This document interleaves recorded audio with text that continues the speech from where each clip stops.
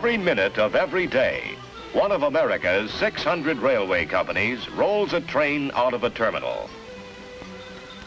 Ever on the move over the greatest network of rails in the world, trains carry people, goods, and mail. Mail by rail helps tie together the business economy, the free press, and the human relations of this great country. For a few pennies in postage, great industries, publishers, small businesses, and just plain people hire postal transportation service on every railroad crisscrossing the United States.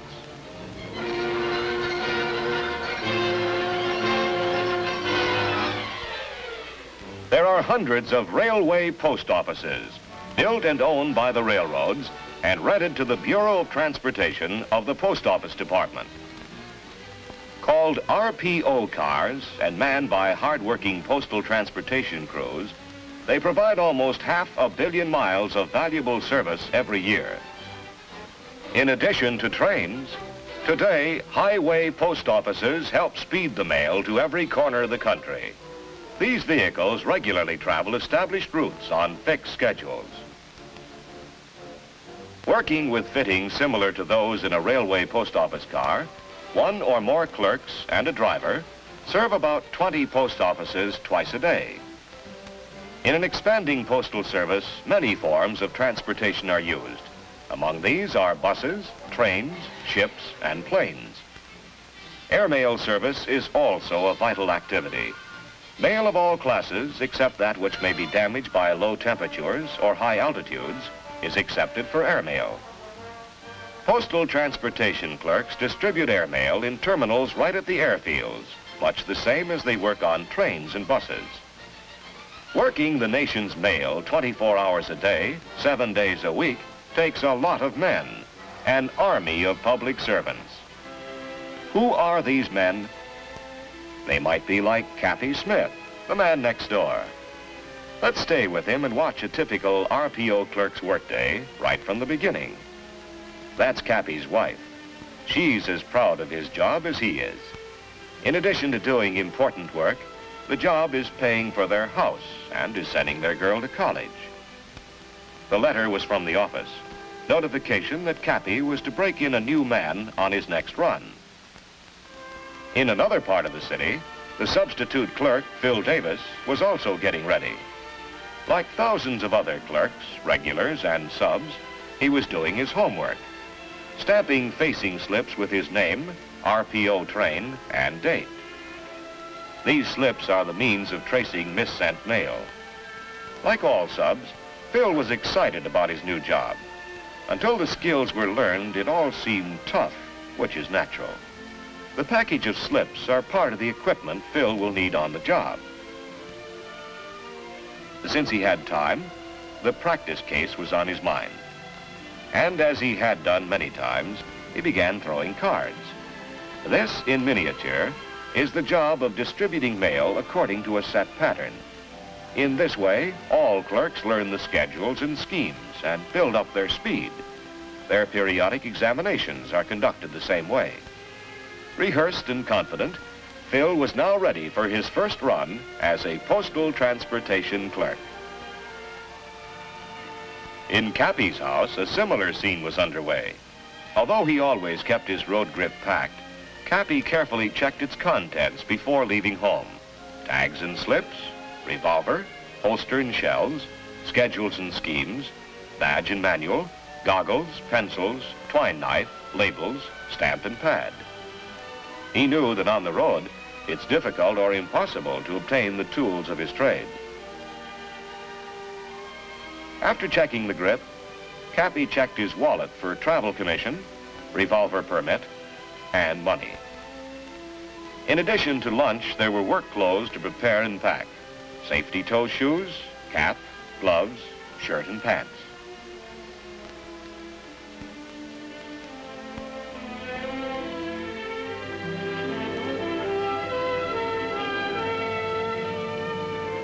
At last, Cappy was ready. He liked the layoffs his job gave him. The nature of the work requires working in accordance with railroad schedules. So this was goodbye, Mrs. Smith, until next week. As the city awakens, the railroad terminal comes to life. Here is where most postal transportation men have to report for work. At the transfer office in the railroad station was where Cappy Smith had the appointment to meet Phil Davis. This is the place where RPO crews assemble before going out to the cars, where they pick up notices and where they just meet the boys. Phil arrived first and was looking around as Cappy showed up.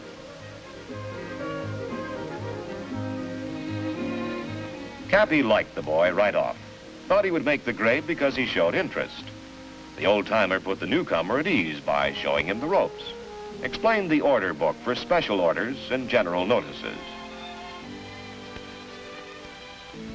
After checking the RPO schedule, they went to the wall map where Cappy traced the geography of the trip they were about to take, the route, the time due at various towns, the pouch list, and the terminus. From the questions Phil asked, it was clear he was bright and had done his homework.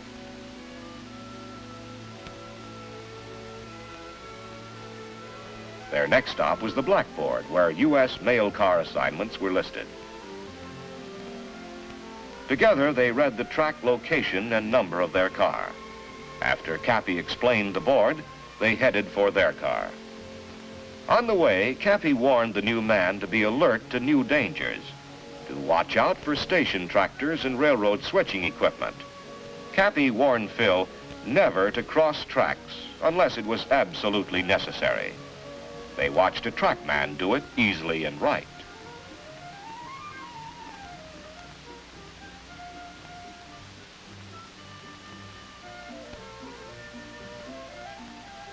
There it was, an RPO car, 62 tons and costing more than $50,000.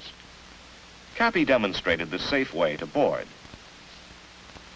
Grasp high up on the handrails, left foot on the first step, then shift weight to the next step. Duck low under the catcher arm. Phil got the idea. After sliding his grip aboard, he climbed into the car correctly.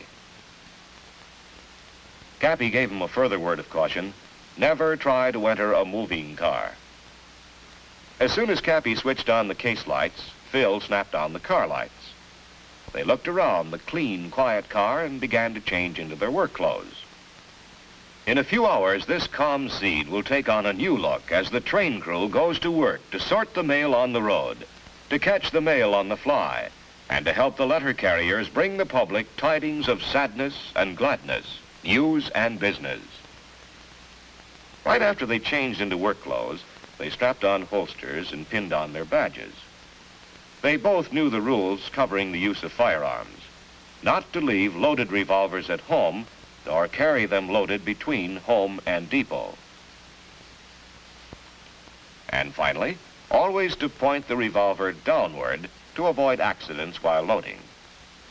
After Phil loaded his revolver correctly, Cappy explained the time rule.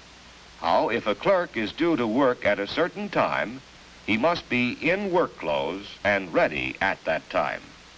These men were working advance time. That is, time in which the crew prepares the railway or highway post office and distributes mail prior to the scheduled departure from the terminal.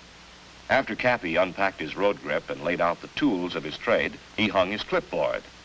As supervisor, he had a lot more paperwork than any other clerk in his crew. Cappy was now ready to set up the car, and he asked Phil to help him.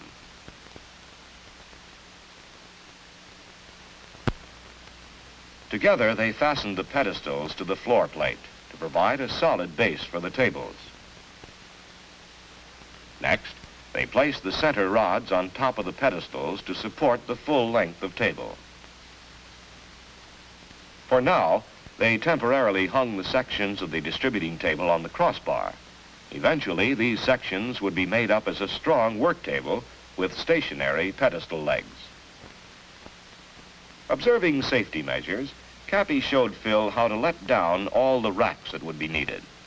He particularly cautioned Phil against bumping his head on the overhead box hooks. Although Cappy was completely familiar with the car diagram, he hung it up as a guide for Phil. The car diagram showed where sacks and pouches were to be hung in each rack. Next, Cappy demonstrated how to check for mail which may have been left in the empty sacks, inserting his arm to open the entire sack for inspection. Then, as Cappy hung the sacks, Phil took up the job of inspection, holding each sack open and looking for mail.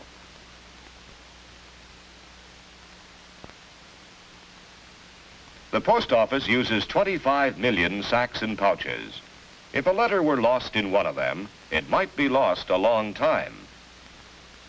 The metal eyes were placed on hooks, so set that the sides of each sack became taut, leaving no space between sacks. After being pulled tight, the tie cords were hung over the rail and dropped into the sacks. Finally, all the racks were dressed. This business is full of such unique terms, and since they're widely used, it is well for all employees to know them. When Phil asked Cappy to check his work, Cappy pointed out a hole between the sacks where mail might slip through. This was easily corrected by rehooking and tightening the tie cords. Together, instructor and student checked over the job, making sure the racks were dressed according to the car diagram. It was important to know the differences between a sack, which is used for newspapers and parcel post, and a pouch, which is used for first-class mail, and then the label holders for the two containers, as well as the different methods of closing. The sack is tied with cords, while the pouch is strapped and sealed with a lock.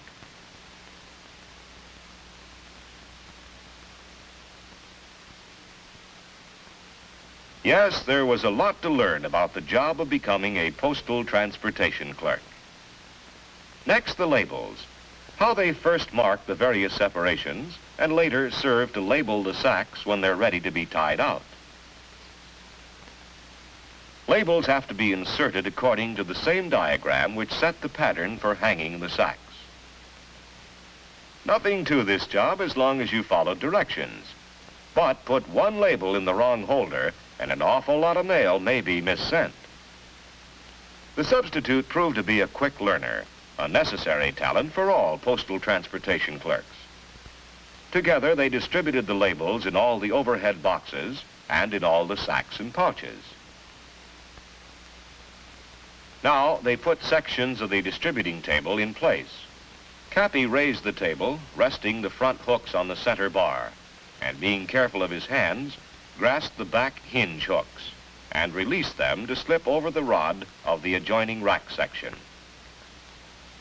In this case, the diagram called for a double distributing table, and the men were ready when the mail arrived. As always, it was quite a load. When the mail porter got his truck in position, Cappy and Phil were on hand to take in mail for storage and for working. The mail was accepted and the load was stacked according to plan. As the sacks were taken on board, the labels were read quickly and accurately. Bulk mail has to be stored so that it may be unloaded at various points on the run. Cappy kept his eye on the sub.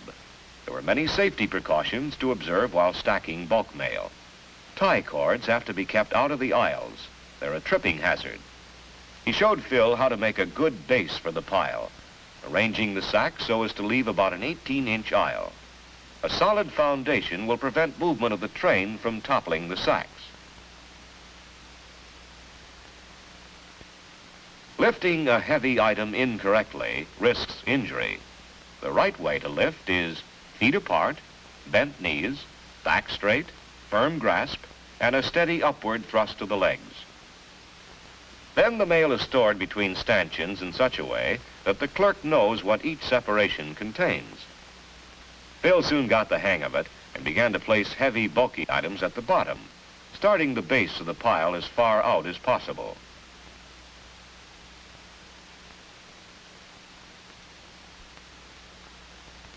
Together, they lifted the extra heavy ones. Two men lifting a load divides the weight.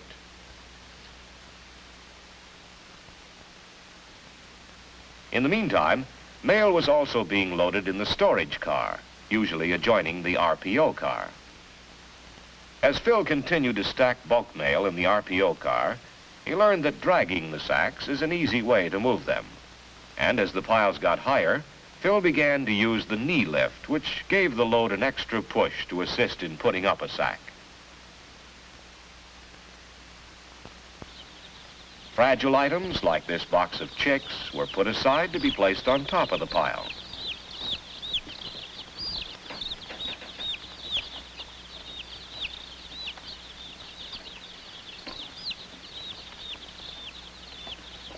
In the meantime, the remainder of the crew arrived. Supplies of twine and locks were unloaded and distributed to the men at their stations. The clerks immediately set up their cases in order to perform their advanced distribution of mail. Important mail like registered, which may contain money, documents, or any other things of value, is always given special handling. To maintain integrity of the mails, many procedures are followed which make it possible to know exactly who handles each registered letter every step of the way. For instance, one man on each crew is designated the register clerk, and reads, the familiar term given to registered mail, are his responsibility for the entire run. The man who handles registers should have special knowledge of routing and distributing registered matter. Registered pouches are sealed with special locks which record every time they are opened. After dumping the pouch, the clerk makes sure it's empty.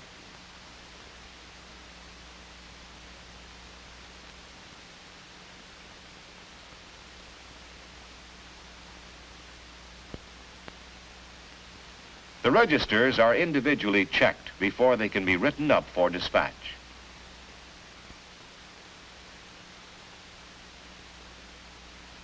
The pouchman first distributes letter packages containing number 1 mail. Mail which can be worked later is held back. The letter slips are left on the top letter of each package in order that the clerk can check missent mail. Later, the same letter slip is saved as each package is distributed. Once the mail is ready, the clerk begins distributing letters by reading each address and flipping each letter into its right pigeonhole. Number 1 letter mail contains mail for the first towns through which the RPO will pass. The distributor at the paper rack gives priority to newspapers, parcel post, and ordinary papers in just that order. But number 1 mail means what it says. It's worked first. Flipping newspapers neatly into the sacks is an art that all clerks learn. Just before departure, the transfer clerk shows up with the consist, which is a record of the cars in the train, the amount of storage mail loaded in the RPO, as well as the storage car. He also checks if there are any pouches which they hadn't received. To prevent robbery or mail falling out of the car, the doors are kept closed and locked. This is one job where a man can't be late in reporting to work. This office moves. People's mail, going someplace, coming from someplace. People's possessions, things they are buying, selling, or giving away, on the move. The most exciting thing about handling mail, when you stop to think of it, is that each letter contains a person's thoughts, his hopes, business, love, and promises, neatly folded in a tiny package. The important thing is that these men help make sure each item arrives at its destination on time. Once on a run, the schedule becomes part of them. Cappy checks his watch, spots a familiar landmark, then, knowing they were nearing their first station, begins to tie out packages of letters to be put off.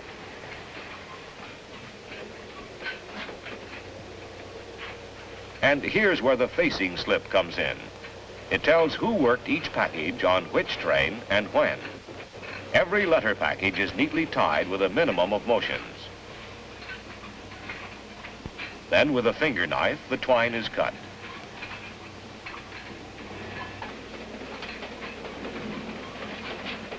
These tie-outs are given to the pouch man who distributes them. Care is taken to get all packages of first-class letters for this destination in the right pouches.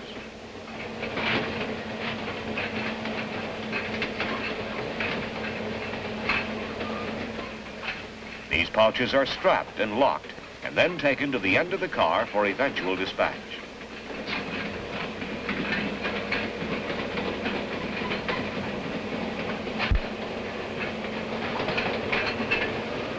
Sacks of newspapers and parcels are also tied out.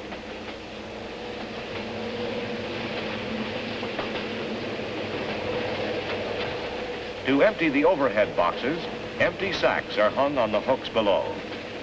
Labels from the boxes are transferred to the sack label holders before the boxes are emptied of their contents. These sacks are then tied out and locked.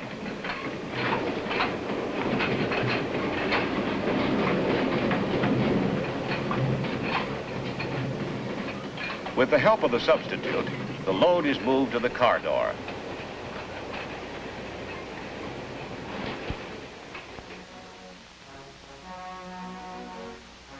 The train pulled into the station on time.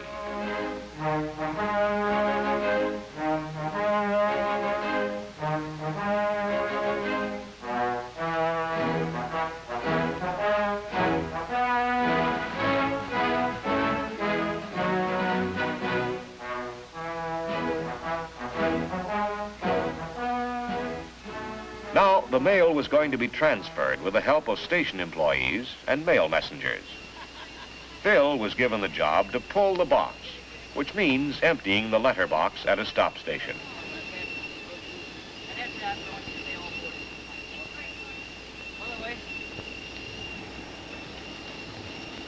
He emptied the box and was careful to carry the letters in a pouch.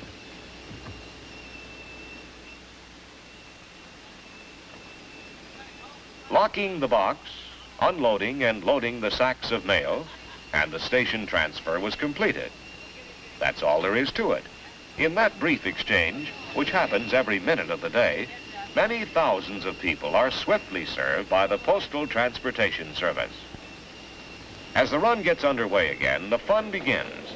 Men working the mail race the speeding train toward the next station. It's a driving force that keeps them on their toes and never lets them quit.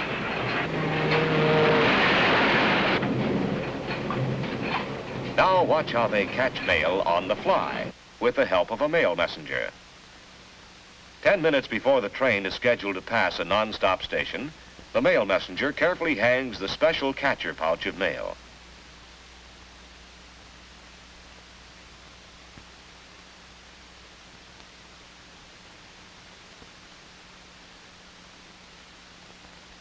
After it is securely fastened, top and bottom, he steps aside and waits nearby to witness the catch and receive any mail which may be thrown off.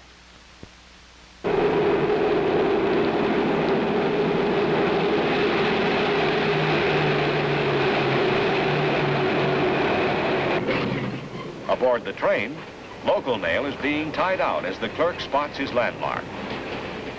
This was it. Must get every letter package for this dispatch in the pouch and tied out. The race against time and speed was on. As soon as the last pouch was made ready, the clerk grabs his safety goggles and goes to his station. The engineer is required to signal the RPO car that they are approaching a non-stop station.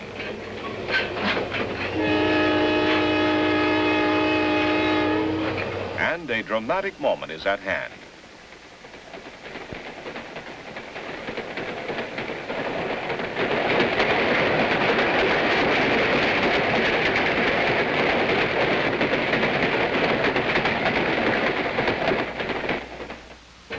In Cappy's crew, the local clerk was getting ready to make an exchange.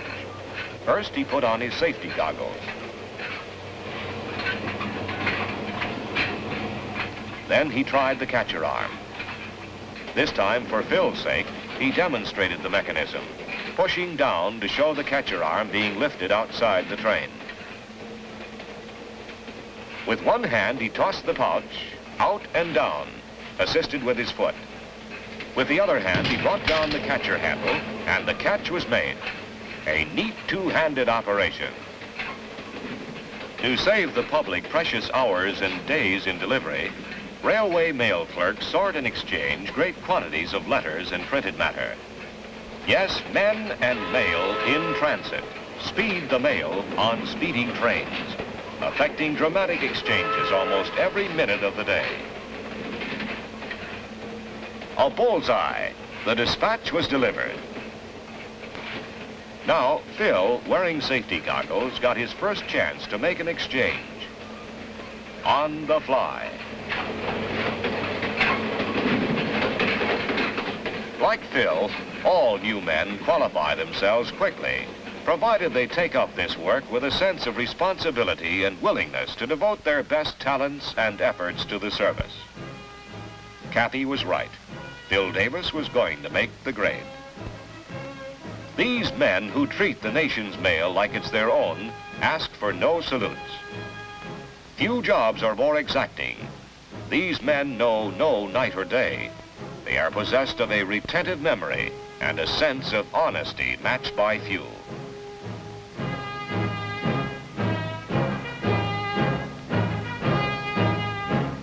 These, then, are your postal transportation clerks in action, whose efforts and sacrifice speed onward the vital correspondence of our great nation, come darkness, deluge, or disaster.